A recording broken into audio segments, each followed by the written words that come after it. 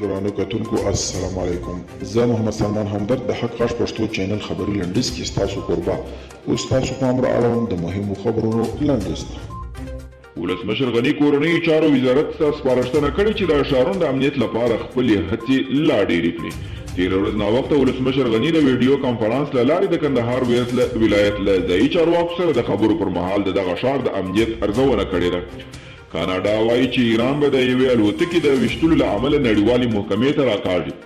د کاناډا د بهرنیو چارو وزیر وایي که ایران د اوکرایني الوتکې د ویشتلو په قضیه کې همکاري ورسره ونه کړي او د پیښې عاملین مجازات نه کړي نو ایران به نړیوالې محکمې ته راکاږي. د ایران حکومت په زاهدان کې د ایران د حکومت ضد 2 بلوچستانیانو اعدام او د درو نور د اعدام په اړه خبر ورکړی.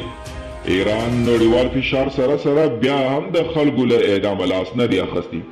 د اسرائیلو د هوایي بریدونو له ویرې ایران خپل سرحدي سیمو ته د اټومي تاسیساتو لیږد پیل کړی دی.